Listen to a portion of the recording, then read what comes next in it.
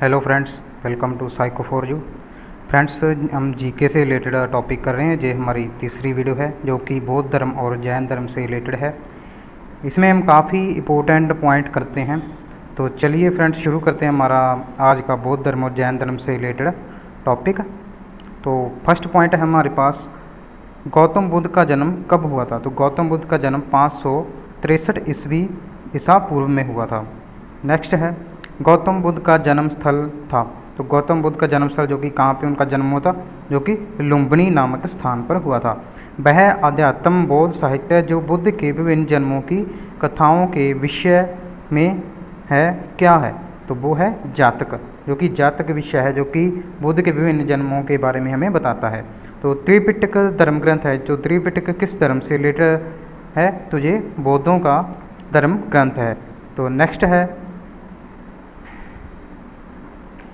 बुद्ध ने किस स्थान पर महापरिनिर्वाण मृत्यु, जो कि बौद्ध धर्म में महापरिनिर्वाण का अर्थ मृत्यु होता है, तो प्राप्त किया था, जो कि कुशीनगर में, जो कि बुद्ध की मृत्यु कुशीनगर में हुई थी। भारत में सबसे प्राचीन बिहार है। तो भारत में सबसे प्राचीन बिहार कौन सा है, नालंदा बिहार सबसे प्राचीन बिहार है। नेक्स्ट है, बुद्ध की मृत्यु के बाद प्रथम बौद्ध संगीति की अध्यक्षता किसने की थी। जो कि बौद्ध संगीति की प्रथम अध्यक्षता किसके काल में हुई थी, महाकश्यप, जो कि प्रथम बौद्ध संगीति का अध्यक्ष था। तो नेक्स्ट पॉइंट है हमारे पास, नागार्जुन कौन थे। तो नागार्जुन बौद्ध दार्शनिक थे। किस नगर में प्रथम बौद्ध संगीति या सभा आयोजित की गई थी। तो फर्स्ट में जो कि प्रथम बौद्ध संगीति राजगृह में की गई थी। तो ये आपको एक इम्पोर्टेंट बता दें दोस्तों, ये जो 4 बौद्ध संगीतियाँ हुई थी, इससे रिलेटेड हमने एक ट्रिक बना रखी है जो कि बहुत ही आसान है, वो आपको प्रोवाइड करवा देंगे अगले 1-2 वीडियो में।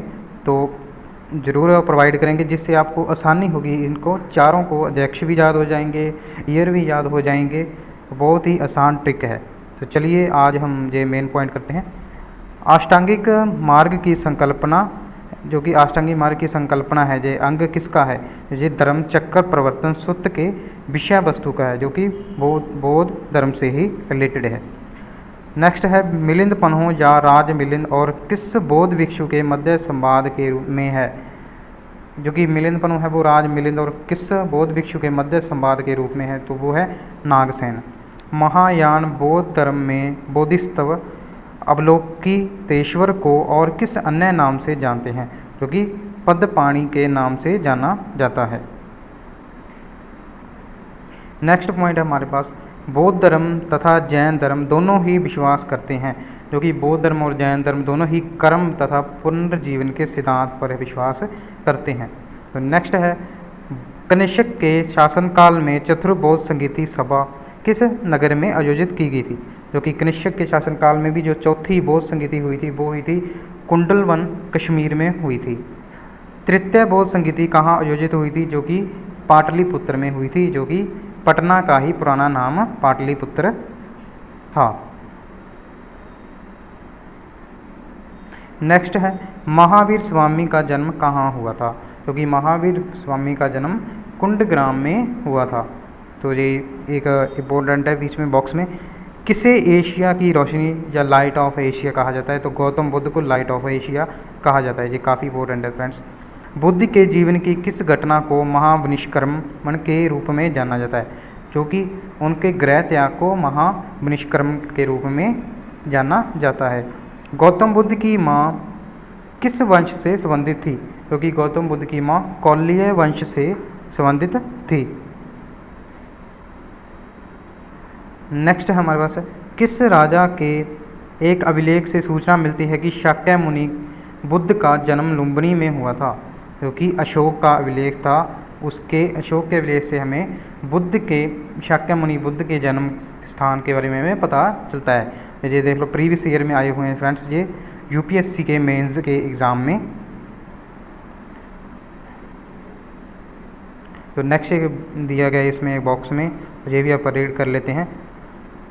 मौर्य वंशीय शासक अशोक के रुमणी देव अभिलेख से सूचना मिलती है कि शाक्य मुनि बुद्ध का जन्म लुम्बिनी में हुआ था, जो कि मौर्य वंश शासक था अशोक, उनका एक अभिलेख था उरुमिन देई अभिलेख। उनसे हमें बुद्ध के जन्म के बारे में पता चलता है कि इनकी जन्म स्थान लुम्बिनी में हुआ था। इस अभिलेख में लुम्बिनी को बुद्ध का जन्मस्थल होने के कारण इससे कर छूट प्रदान करने की घोषणा का भी उल्लेख है, कर छूट प्रदान करने का उल्लेख भी मिलता है। तो महात्मा बुद्ध में अपना पहला उपदेश धर्म चक्र प्रवर्तन किस स्थान पर दिया था, जो कि महात्मा बुद्ध ने पहला उपदेश सारनाथ में दिया था। ये काफ़ी इम्पोर्टेंट है, तो ये इसके बारे में पढ़ लेते हैं हम। गौतम बुद्ध ने ज्ञान प्राप्ति के बाद सबसे पहले सारनाथ, जो कि वाराणसी के निकट 5 ब्राह्मण सन्यासियों को पहला उपदेश दिया था। इस प्रथम उपदेश को धर्म चक्र प्रवर्तन कहा जाता है। तो एग्ज़ाम में पूछा जा सकता है कि बुद्ध ने प्रथम उपदेश कहाँ पे दिया था, जो कि सारनाथ वाराणसी में, और कितने ब्राह्मणों को दिया था, कि जो कि 5 ब्राह्मण सन्यासियों को दिया था। और प्रथम उपदेश को किस नाम से जाना जाता है, तो कि धर्म चक्र प्रवर्तन के नाम से जाना जाता है। तो फ्रेंड्स, ये जो पॉइंट हैं ये काफ़ी इंपॉर्टेंट हैं, इसको आप लाइटली ना लीजिए। आपको काफ़ी टीचर एग्ज़ाम हुए, एसएससी हुए, सीजीएल हुए, ये जहाँ तक कि यूपीएससी तक भी ये आते हैं। तो वीडियो को एंड तक ज़रूर देखें और बाद में रिवाइज़ भी करें। वीडियो को एक दो बार देखने के बाद आपको अच्छी तरह याद हो जाएंगे। तो नेक्स्ट पॉइंट है हमारे पास, बुद्ध ने सर्वाधिक उपदेश दिए थे, जो कि श्रावस्ती में सबसे अधिक बुद्ध ने उपदेश दिए थे। महावीर का जन्म किस क्षत्रिय गोत्र में हुआ था, तो महावीर जैन का जन्म यांत्रिक क्षत्रिय गोत्र में हुआ था। महावीर की माता कौन थी, तो महावीर की माता का नाम त्रिछला था। और नेक्स्ट है, महावीर का मूल नाम क्या था, तो महावीर का मूल नाम वर्धमान था। महावीर की मृत्यु कहाँ हुई थी, तो महावीर की मृत्यु पावापुरी में हुई थी। तो जैनियों के पहले तीर्थंकर कौन थे, ऋषभदेव, जो कि जैनियों के पहले ऋषभदेव थे। और इन 24 तीर्थंकर हुए हैं जैन धर्म में। पहले ऋषभदेव थे और 23वें थे पार्श्वनाथ और 24वें थे महावीर जैन। जैन परंपरा के अनुसार जैन धर्म में कुल कितने तीर्थंकर हुए हैं, तो 24 हुए हैं। जैन परंपरा के अनुसार महावीर कौन से तीर्थंकर थे, तो 24 में ही, जो कि अंत में तीर्थंकर जैन धर्म के महावीर जैन ही थे। जैन दर्शन के अनुसार सृष्टि की रचना एवं पालन पोषण क्या है, क्योंकि सार्वभौमिक सत्य से हुआ है, जो कि सृष्टि की रचना और पालन पोषण सार्वभौमिक सत्य से हुआ है। नेक्स्ट है, जैन समुदाय में प्रथम विभाजन के श्वेतांबर संप्रदाय के संस्थापक थे, जो कि स्थूलभद्र थे। जो कि श्वेतांबर, जो कि जैन धर्म 2 भागों में बांटा गया था, श्वेतांबर और दिगंबर। तो श्वेतांबर के संप्रदाय के संस्थापक कौन थे, स्थूलभद्र। जैन तीर्थंकर पार्श्वनाथ द्वारा प्रतिपादित 4 महाव्रतों में महावीर स्वामी ने 5वें महाव्रत के रूप में क्या जोड़ा, जो कि पहले 4 ही महाव्रत थे, तो 5वें में महावीर ने जोड़ दिया था, ब्रह्मचार्य को जगह दे दी थी। भगवान महावीर का प्रथम शिष्य कौन था, तो महावीर का प्रथम शिष्य जमाली था, जो कि उसका जमाई था। जमाली उसके बेटी के घर वाला था, उसको वही इन्होंने प्रथम शिष्य अपनाया था।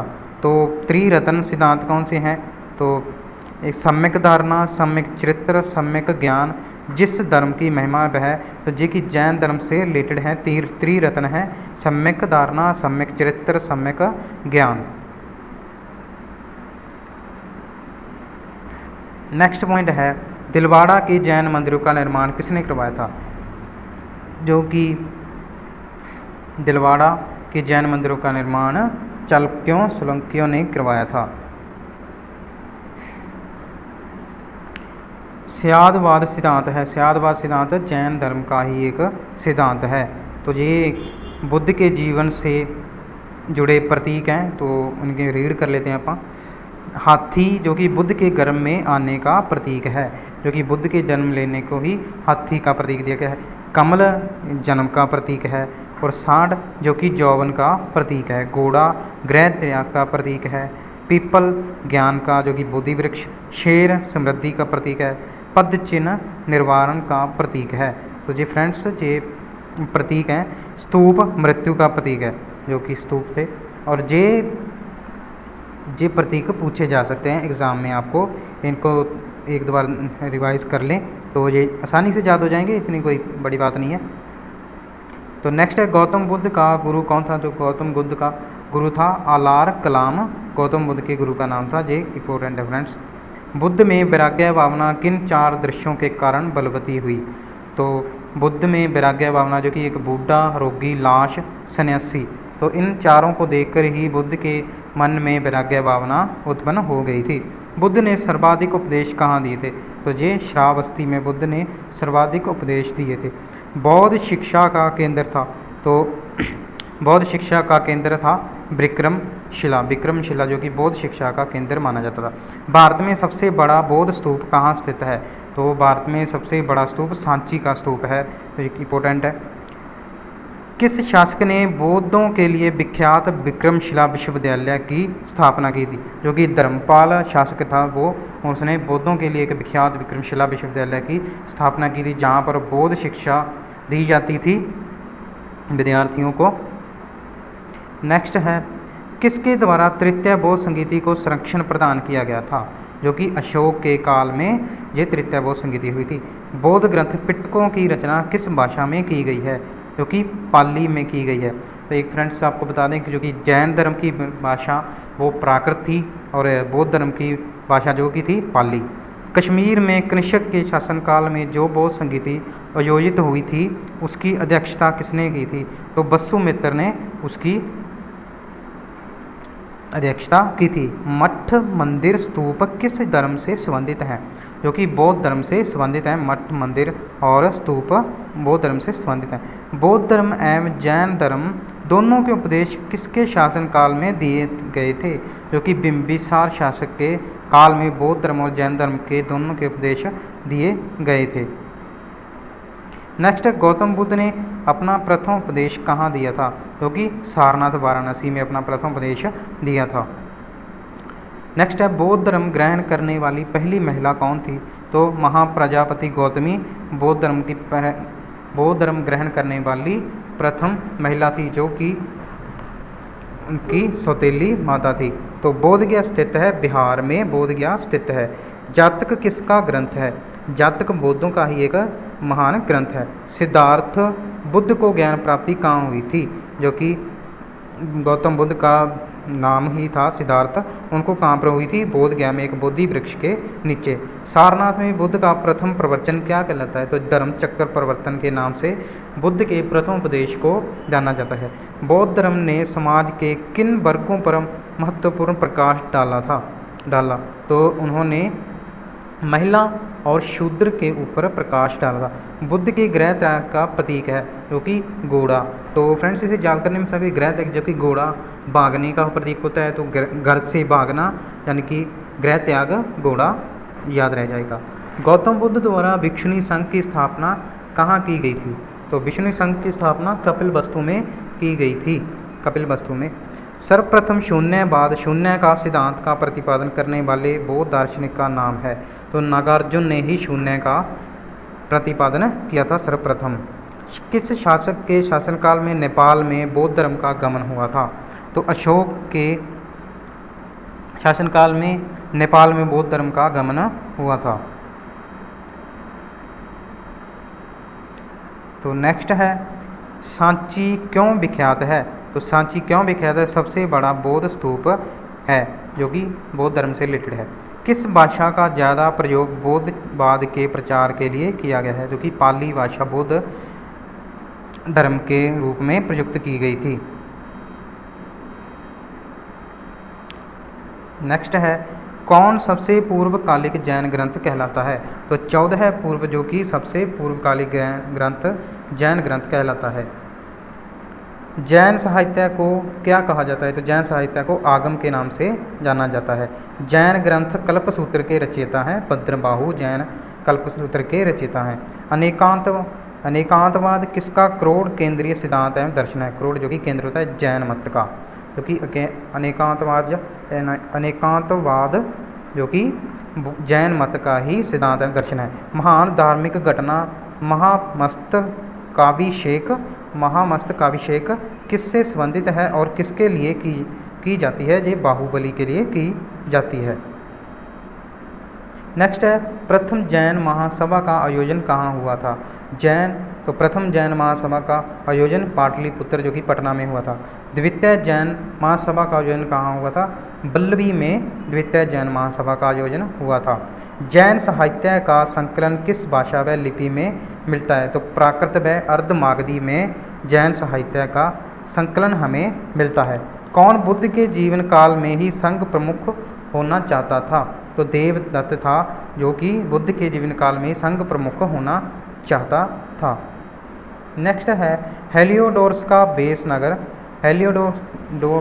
जो कि हेलियोडोरस का बेस नगर है वो अभिलेख संदर्भित है केवल वासुदेव से संबंधित है ये हेलियोडोरस का बेस नगर अभिलेख। आजीविक संप्रदाय के संस्थापक कौन थे। तो मखली गोसाल आजीविक संप्रदाय के संस्थापक थे। भागवत संप्रदाय के विकास में किसका योगदान अत्यधिक था। तो हिंद जनानी का अत्यधिक योगदान था। वासुदेव कृष्ण की पूजा सर्वप्रथम किसके प्रारंभ की थी। तो वासुदेव कृष्ण की पूजा सर्वप्रथम सातवंतों ने की थी। प्राचीनतम विश्वविद्यालय कौन सा था। जो कि प्राचीन विश्वविद्यालय नालंदा था। फ्रेंड्स, अब हमारे पास है महाजनपद काल, और इससे पहले हमने जैन धर्म और बौद्ध धर्म के डिस्कस कर लिए। तो चलिए हमारे पास नेक्स्ट पॉइंट है महाजनपद काल से संबंधित। पाली ग्रंथों में गांव के मुखिया को क्या कहा गया। जो कि पाली ग्रंथों में, जो कि पाली ग्रंथ थे उनमें गांव के मुखिया को क्या कहा गया है। बोजक, ग्राम बोजक या ग्राम बोजक। उज्जैन का प्राचीन नाम क्या था। तो उज्जैन का प्राचीन नाम था अवंतिका। उज्जैन का प्राचीन नाम था। नंदवंश का संस्थापक कौन था। नंदवंश का संस्थापक महापदानंद था। तो नेक्स्ट है हमारे पास प्राचीन भारत में पहला विदेशी आक्रमण किनके द्वारा किया गया था। जो कि पहला विदेशी आक्रमण भारत में ईरानियों द्वारा किया गया था। सिकंदर ने भारत पर कब आक्रमण किया। तो सिकंदर ने भारत पर 326 ईसा पूर्व में आक्रमण किया। हर्यक वंश के किस शासक को कुणिक कहा जाता है। जो कि अजात शत्रु को कुणिक के नाम से जाना जाता है। नेक्स्ट पॉइंट हमारे पास है हर्यक वंश के, ये हमने रिपीट कर लिए, चलो दोबारा कर लेते हैं। हर्यक वंश के किस शासक को कुणिक कहा जाता है। तो अजात शत्रु को कुणिक कहा जाता है। किस शासक ने गंगा एवं सोन नदियों के संगम पर पाटलिपुत्र नामक नगर की स्थापना की। जो कि गंगा और सोन नदियों के संगम पर उदयन ने पाटलिपुत्र नगर की स्थापना की थी। 323 ईसा पूर्व में सिकंदर महान की मृत्यु हुई थी। जो कि 323 ईसा पूर्व में सिकंदर महान की मृत्यु किसके कारण हुई थी, कहाँ हुई थी। जो कि कौन सी जगह पर, बेबीलोन में। सिकंदर महान, अलेक्जेंडर द ग्रेट एवं पोर्स पुरु की सेनाओं ने किस नदी के आमने सामने वाले तटों पर पड़ाव डाला हुआ था। जो कि झेलम के पर पोर्स और सिकंदर महान के बीच युद्ध हुआ था। नेक्स्ट पॉइंट है हमारे पास किस प्रकार का मृदभांड पाटरी भारत में द्वितीय नगरीकरण शहरीकरण के प्रारंभ का प्रतीक माना गया। जो कि उत्तरी काले पालिशकृत बर्तन भारत में द्वितीय नगरीय शहरीकरण के प्रारंभ का प्रतीक माना गया। मगध की प्रथम राजधानी कौन सी थी। तो मगध की गिरिव्रज, जो कि राजगृह, वो मगध की प्रथम राजधानी थी। नेक्स्ट पॉइंट है हमारे पास किस शासक द्वारा सर्वप्रथम पाटलिपुत्र का राजधानी के रूप में चयन किया गया। जो कि उदयन ने ही गंगा और सोन नदियों के संगम पर इसकी स्थापना की थी। 16 महाजनपदों की सूची उपलब्ध है। जो कि अंगुत्तर निकाय में 16 महाजनपदों की सूची उपलब्ध है। मगध का कौन सा राजा सिकंदर महान का समकालीन था। जो मगध का गणानंद था वो सिकंदर महान का समकालीन था। प्रथम मगध साम्राज्य का उत्कर्ष किस सदी में हुआ। जो कि 6ठी सदी में मगध साम्राज्य का उत्कर्ष हो गया था। नेक्स्ट पॉइंट है सिकंदर के आक्रमण के समय उत्तर भारत पर किस राजवंश का शासन था। जो कि उत्तर भारत पर नंद वंश का शासन था। ईसा पूर्व 6ठी सदी में प्रारंभ में भारत का सर्वाधिक शक्तिशाली नगर राज्य था, जो कि मगध राज्य शक्तिशाली राज्य माना गया था। नंद वंश का अंतिम सम्राट कौन था? जो कि गणानंद नंद वंश का अंतिम सम्राट था। नेक्स्ट पॉइंट हमारे पास भारत में नेक्स्ट पॉइंट है हमारे पास भारत में सिक्कों मुद्रा का प्रचलन कब हुआ था? जो कि 600 ईसा पूर्व में भारत में सिक्कों मुद्रा का प्रचलन हो गया था। अभिलेखीय साक्ष्य से प्रकट होता है कि नंद राजा के आदेश से एक नहर खोदी गई थी, क्योंकि कलिंग में एक नए नहर खोदी गई थी। पहला ईरानी शासक जिसने भारत के कुछ भाग को अपने अधीन किया था, जो कि डेरियस था, जो कि ईरानी शासक था, उसने भारत के कुछ भाग को छीन लिया था। तो नेक्स्ट है हमारे पास मगध के किस पारंपरिक शासक ने राज्यारोहण के लिए अपने पिता की हत्या की एवं इसी कारणवश अपने पुत्र द्वारा मारा गया? जो कि अजातशत्रु ने अपने पिता की मृत्यु की दी और इसके ही पुत्र ने इसकी हत्या कर दी थी। नेक्स्ट पॉइंट हमारे पास किस शासक ने अवंती को जीतकर मगध का हिस्सा बना लिया? जो कि शिशुनाग ने अवंती को जीतकर ही इसका अब मगध का हिस्सा बना लिया था। कौन सा बौद्ध ग्रंथ 16 महाजनपदों का उल्लेख करता है? जो कि अंगुत्तर निकाय वो 16 महाजनपदों का उल्लेख करता है। विश्व का पहला गणतंत्र वैशाली किसके द्वारा स्थापित किया गया? जो कि लिच्छवी के द्वारा पहला गणतंत्र स्थापित किया गया। नेक्स्ट पॉइंट है प्राचीन श्रावस्ती का नगर विन्यास किस आकृति का है? जो कि अर्धचंद्राकार प्राचीन श्रावस्ती का नगर है। मगध के सबसे प्राचीन वंश के संस्थापक कौन थे? तो बृहदत्त थे, वो मगध के प्राचीन वंश के संस्थापक थे। कली ग्रंथों में गांव के मुखिया को क्या कहा गया? जो कि बोज्जक को गांव के मुखिया कहा जाता था, बोज्जक कहा जाता कली ग्रंथों के। गृहपति का अर्थ क्या है? गृहपति का अर्थ होता है धनी व्यक्ति। तो ये बौद्ध संगीति, ये जैन संगीतियाँ हैं। फिर इसके बौद्ध संगीतियों के बारे में बात करेंगे तो पहले हम देखते हैं जैन संगीति, जो कि प्रथम जैन संगीति हुई थी चंद्रगुप्त मौर्य के समय, और स्थल कौन सा था? पाटलिपुत्र में। और इसका अध्यक्ष कौन था? प्रथम जैन संगीति का स्थूल भद्र। और द्वितीय बौद्ध जैन संगीति हुई थी 512 ईस्वी में, जो कि बल्लवी स्थान पर हुई थी, और जिसका अध्यक्ष कौन था? देवद्री क्षमा शरमण। देवद्री क्षमा शरमण जो कि द्वितीय जैन संगीति का अध्यक्ष था। तो ये बौद्ध संगीतियाँ हैं। तो प्रथम बौद्ध संगीति हुई थी 483 ईसा पूर्व में, जो कि शासक कौन था उस वक्त? अजातशत्रु, और स्थान था राजगृह, और अध्यक्ष उस वक्त महाकश्यप था।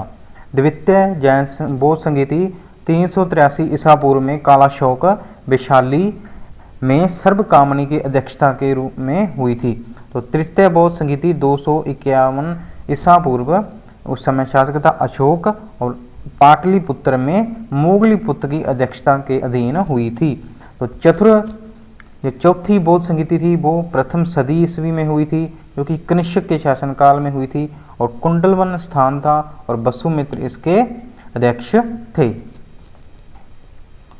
तो ये हमारे पास आगे है 16 महाजनपद थे। तो इनके जो कि आप महाजनपद और इनकी राजधानियाँ पढ़ेंगे, ये आप स्क्रीनशॉट ले लेना, इसको पढ़ लेना। ये इतना इम्पोर्टेंट नहीं है जितना कि ये राजधानियाँ हैं। तो नेक्स्ट हमारे पास देख लेते हैं हम महाजनपद थे, और 16 महाजनपद थे जैसे आपको पता ही है।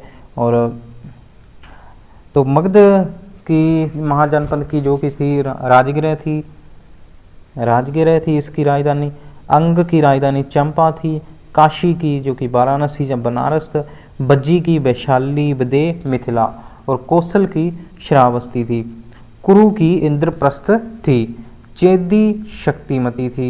मल्ल की कुशीनगर एवं पावा थी। अशमकदी पौदन्य या पोतन इसकी राजधानी थी। बत्स की कुशाम्बी कोशम इसकी राजधानी थी।